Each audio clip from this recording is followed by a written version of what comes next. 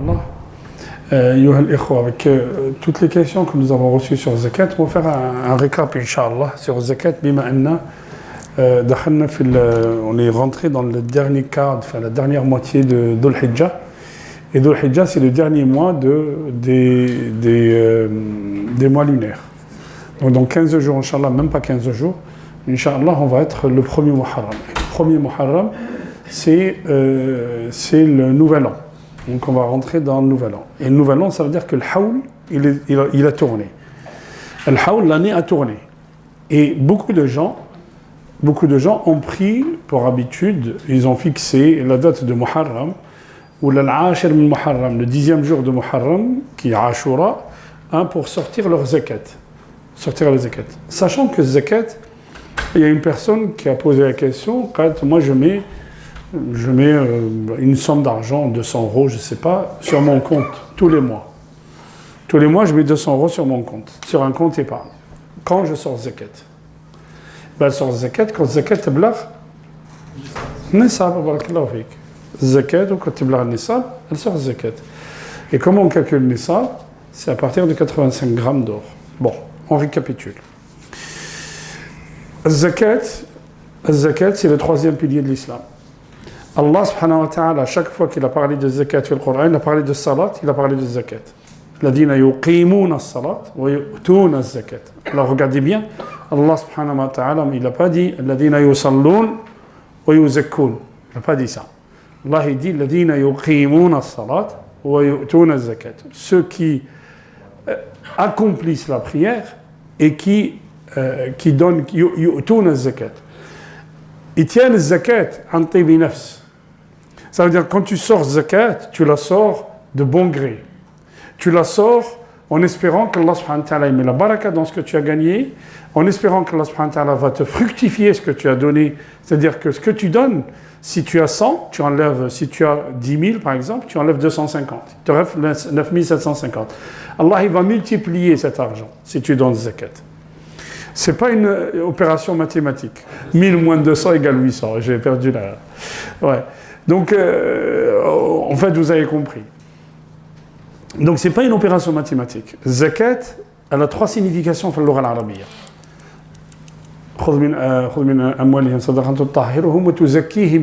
Zakat veut dire purification, veut dire bénédiction, baraka, et veut dire aussi développement. Donc 3 choses, fait zakat. Kalimat zakat, elle a 3 sens. C'est un mot polysémique, 3 sens. Bénédiction, purification et développement. 3 choses, fait zakat. الزكاة الله سبحانه وتعالى فرضها قلنا قرنها بالصلاة في القرآن في أكثر من 80 موضع. Chaque fois que Allah subhanahu wa ta'ala parle de salat, il parle de zakat. Tu ne peux pas faire la prière et ne pas donner ta zakat et dire que tu es musulman. Les ulama ils disent que si quelqu'un doit sortir la zakat, alors qu'on comprenne bien ça. Ar-Rasoul sallallahu alayhi wa sallam, où est-ce qu'il allait chercher zakat? Où est-ce qu'il envoyait les compagnons chercher zakat? Le Rasoul sallallahu alayhi wa sallam, il envoyait les gens chercher zakat chez les gens dont on savait qu'ils avaient une zakat à sortir. Comprenez bien. Par exemple, un grand commerçant, il a un grand commerce. Alors, il sait qu'il brasse de l'argent, il a beaucoup d'argent qui tourne, donc il va lui demander, c'est le Sahaba, il dit donne-nous ta zakat. Ou là, quelqu'un qui a fait une grande récolte, ou là, quelqu'un qui a beaucoup de bétail, alors ça, c'est une zakat. Mais Rasul il n'allait pas chez 1, 2, 3, chaque personne, lui demander zakat. Non. Parce que si quelqu'un d'entre nous, il a un peu d'argent de côté et qui a dépassé le nisab, qui c'est qui le sait? Allah subhanahu wa ta'ala et toi. Donc, la zakat, tu kharaj comment? An tibi nafs. C'est pas un inspecteur des impôts qui va venir et qui va calculer ce que tu as sur ton compte et il va sortir zakat à ta place. Non. En fait, zakat, dalil aussi ala l'iman. Quand tu sors zakat, tu sais qu'Allah subhanahu wa ta'ala, il sait ce que tu as. Et Allah subhanahu wa ta'ala, tu sais qu'Allah subhanahu wa ta'ala, yuraqibuk, yuhasibuk, il te demandera des comptes. Et donc, tu vas sortir ta zakat. C'est très important ces choses-là. On connaît les ulama. Les ulama, ils disent, si le hakim, le gouverneur, l'État, le trésor, il va chercher zakat chez quelqu'un qui ne veut pas la donner. فَتُؤْخَذُ مِنْهُ عُنْوَةً. C'est-à-dire quelqu'un qui a une zakat à sortir, mais il ne veut pas la sortir. on va lui enlever de force. Vous voyez? C'est ça, ce que, quand le hadith dit c'est ça, hein? C'est pas autre chose. Ça, c'est une. Bon, laissez-moi, c'est pas notre sujet. Mais il y a des gens qui tordent le texte comme ça pour plaire à leur hakim. Non, le texte est clair. Donc, Allah, quand quelqu'un il a une zakat à sortir, il ne la sort pas, il lui envoie des agents pour sortir de force, de prendre de force cette zakat. فقد أدى حق الفقير ولم يؤدي حق الله. لأن في الزكاة حقان. Dans la zakat, il y a deux droits. Le droit d'Allah, Allah subhanahu wa ta'ala, il a exigé de nous de sortir la zakat, mais il y a aussi le droit du pauvre. Donc si, alhamdoulilah, tu as réussi, frère, à avoir 5 000 euros de côté ou 10 000 euros de côté, Allah il te dit ici, dans les 10 000 euros que tu as de côté depuis un an, 250 euros ne sont pas à toi, ils sont à al-faqir. Ok? Très, très, très important. Ils sont à al-faqir. Donc, pareil, il y a quelqu'un qui m'a dit, ouais, je paye les impôts, je dois payer zakat. Ça n'a rien à voir. Ça n'a rien à voir. Est-ce que dans un État musulman, l'État est en droit d'imposer... Des fois, je vois des commentaires. Il faut juste avoir un petit peu de... On en a parlé pendant des siècles, les ulama, ils en ont parlé sur ça. Est-ce que l'État est en droit d'imposer des impôts? Oui, s'il en a besoin, oui. Mais l'État, ses ressources, c'est principalement zakat, principalement le kharaj, les droits de douane. Vous voyez, ça existe chez les imams. Et s'il y a un effort de guerre à faire, ou il y a une catastrophe qui vient d'arriver, et l'État exige des gens de payer une... Oui, l'État est en droit d'exiger des impôts. Ok? Ce qui n'est pas bien dans les impôts, c'est de dilapider l'argent de l'État. Parce que quand les impôts récoltent, c'est pour tout le monde, c'est pour toute la société. Donc la darara ou la dirar, on ne dilapide pas l'argent, mais on ne triche pas de ce côté-là. Vous voyez, la darara ou la dirar. Maintenant, on va parler de à qui on donne le zakat. Vous avez vu, Allah subhanahu wa ta'ala, il nous dit à nous tous, celui qui a atteint un nisab, attendez, je vais parler juste de deux conditions de zakat. En fait, il y a une différence entre la condition et la cause. Le fiqh, il y a une différence entre la condition et la cause. Mais pour faciliter, on dit que la zakat a deux conditions pour faciliter pour tout le monde. Les deux conditions de zakat, c'est quoi? Al-nisab ou al-hawl. Al-nisab, c'est le seuil minimum. Al-hawl, c'est l'année qui tourne. Le seuil minimum est basé sur la valeur d'or. Que tu sois au Maroc, en France, au Canada, en Australie, au pôle Nord, au pôle Sud, en Chine, au Japon, c'est 85 grammes d'or avec la monnaie locale. Combien vaut le gramme d'or? Sauf que le gramme d'or, maintenant, il est sur un marché mondial. Et vous avez vu, on a dit la semaine dernière, je crois la semaine d'avant, le gramme d'or a flambé depuis le confinement et le coronavirus. Donc le gramme d'or est à peu près à 50 euros, à peu près. 50 euros le gramme. Parce que l'or est une valeur refuge. L'or, quand il y a une crise, les gens achètent de l'or. Et on va le retrouver. C'est ça la thésaurisation. Et donc, 50 euros, le gramme, 85, ça fait 5 fois 5, 25, 5 fois 2, 5 fois 8, 40, et 2, donc 4250. Un nisab de zakat, si l'or est toujours à 50, hein, il peut monter, il peut descendre. C'est pour ça que quand vous cherchez un nisab, il faut regarder l'or au jour le jour. Donc 4250. Si tu as 4250 euros sur ton compte, ou là, chez toi, ou là, et que ça fait un an que tu les as, tu dois sortir zakat. Ok? Tu dois sortir zakat. Combien je sors? Ça, c'est le taux. 2,5%. Donc, c'est très simple. 2,5%, c'est la moitié de 5%. Et 5%, c'est la moitié de 10%. Donc, 4250, 10%, c'est 425. La moitié de 425, c'est combien? 200? 212, à peu près. 12,5, oui, 212 ou la 12,5. La moitié de 212, c'est 106. Voilà. Donc si tu as 4250 euros sur ton compte, tu dois sortir 106 euros de zakat. Aussi simple que ça. À partir du moment que tu as dépassé le seuil, tu as dépassé le seuil minimum, et que ce seuil minimum n'a jamais baissé, à chaque fois que l'année tourne, tu recalcules ta zakat. Chaque fois que l'année elle tourne, tu recalcules ta zakat. Zakat, on ne doit pas la sortir à une date fixe. Chacun il a sa date de zakat. Moi, ma zakat est arrivée fait Ashura. Le frère, sa zakat est arrivée fait Rajab. L'autre, sa zakat, c'est fait Ramadan. L'autre, sa zakat, c'est fait Dhul Hijjah. Et vous savez quel est le hikmah de ça? C'est que le faqir, il a toujours un revenu. C'est ça le hikmah. Ok. Donc on a dit les conditions de zakat. Maintenant, à qui on donne le zakat? À qui on donne le zakat? Shar'an fi shara' ayyuha al-ikhwa. Le zakat, si moi je donne toujours l'exemple de 10 000 euros, si j'ai 10 000 euros, je dois donner 250, je ne les donne pas seulement à un pauvre. Je peux, il n'y a pas de problème. Mais ce n'est pas comme ça que la zakat se gère. Ce n'est pas du tout comme ça. لأن في الزكاة كاين تكافل اجتماعي. Ça veut dire quoi تكافل اجتماعي?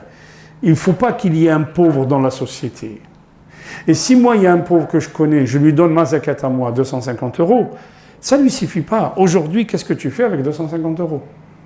Par contre, si je donne ma zakat à une entité qui collecte zakat, si je donne ma zakat à une entité qui collecte zakat, cette entité va ramasser 250 là, 300 là, 100 là, 1000 là, elle ramasse zakat, elle va voir les gens pauvres, elle va leur donner. Alors, Omar ibn Abdelaziz avait divisé la société en deux catégories.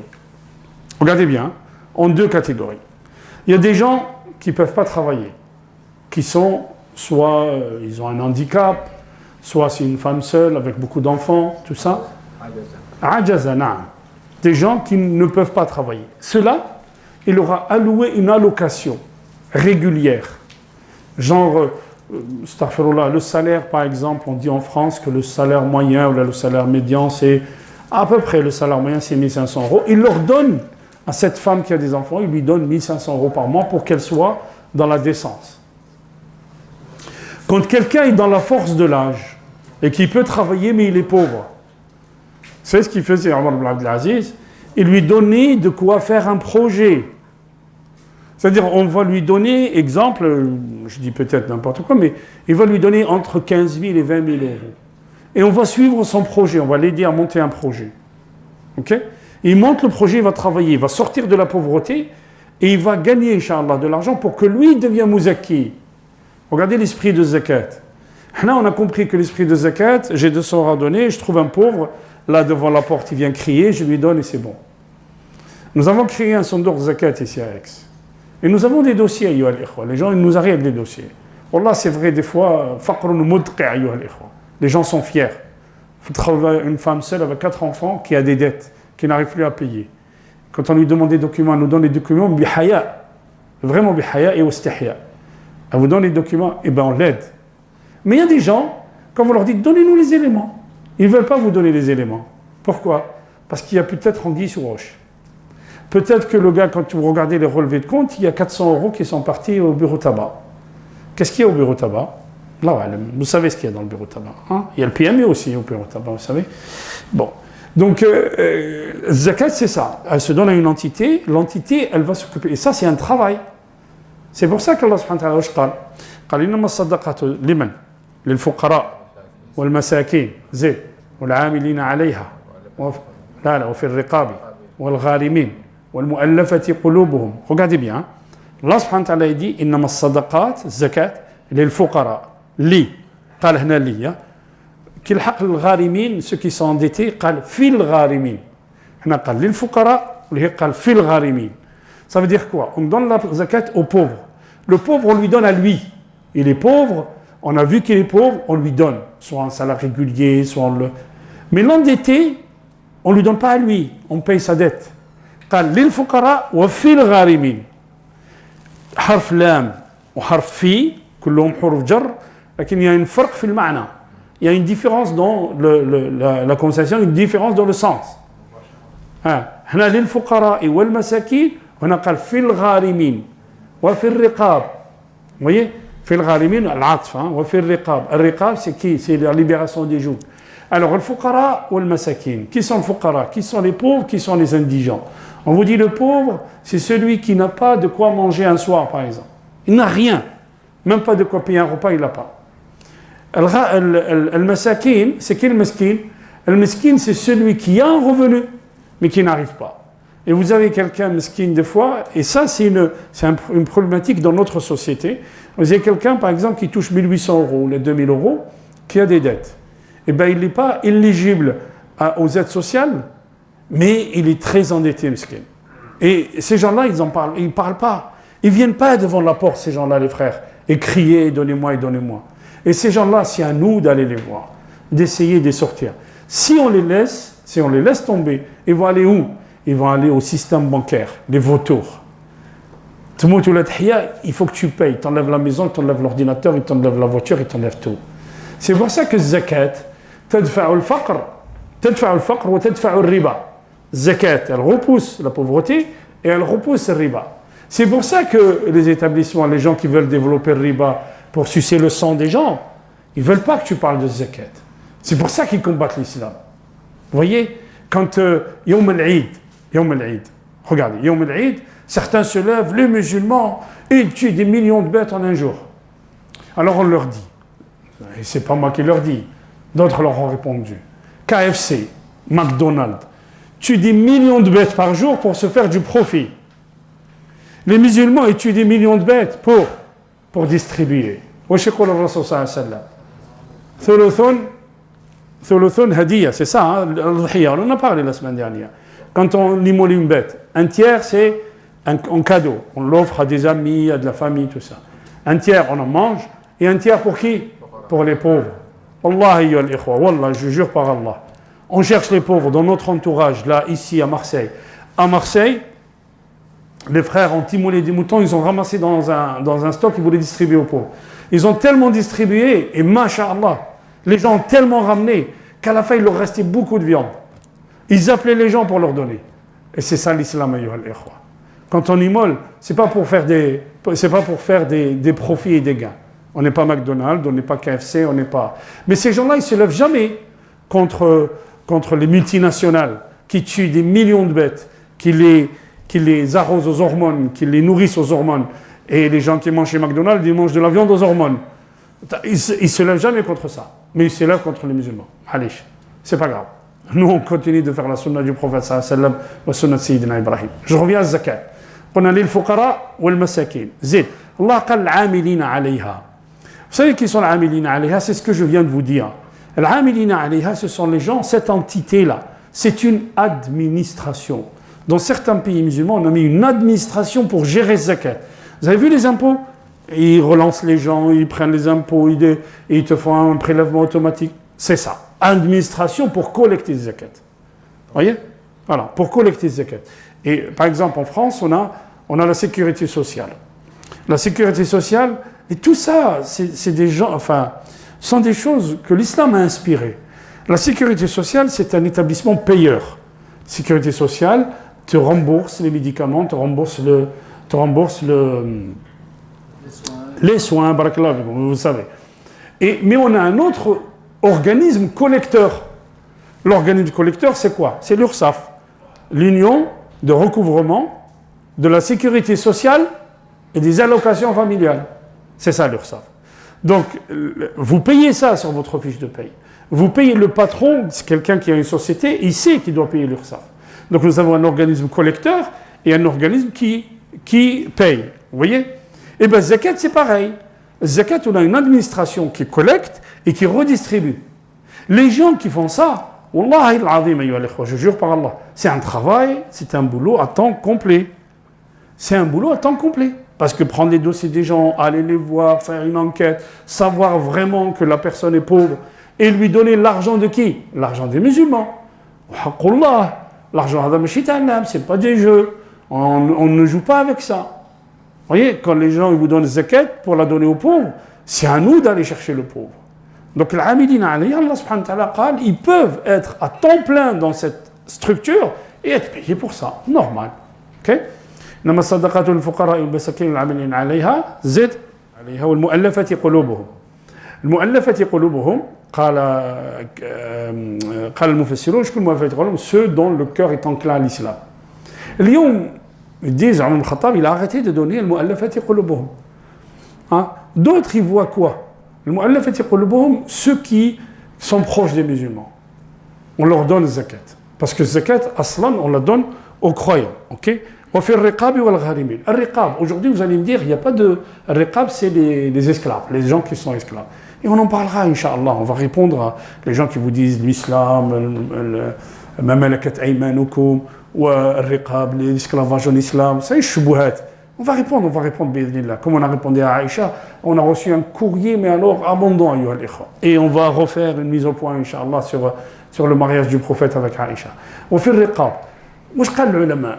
Regardez les nouvelles fatwas sur le zakat ou les études sur le zakat. Il y a majami' fiqhiyya sur le zakat. Qu'est-ce qu'ils disent? Riqab, ce sont les gens qui sont en prison, ce qu'on appelle les détenus politiques. Les gens qui en Palestine, ils sont en prison parce qu'ils défendent leur patrie. Si on peut racheter leur liberté avec zakat, on rachète leur liberté avec zakat. Vous avez vu? C'est ça zakat, ayyuha al-ikhwa. Wa fi al-riqab wa al-gharibin wa fi sabilillah wa ibn as-sabil faridatun min Allah. Ibn as-sabil, c'est le homeless, quelqu'un qui est un SDF, qui a perdu ses papiers, qui a perdu, il arrive ici, il n'a rien.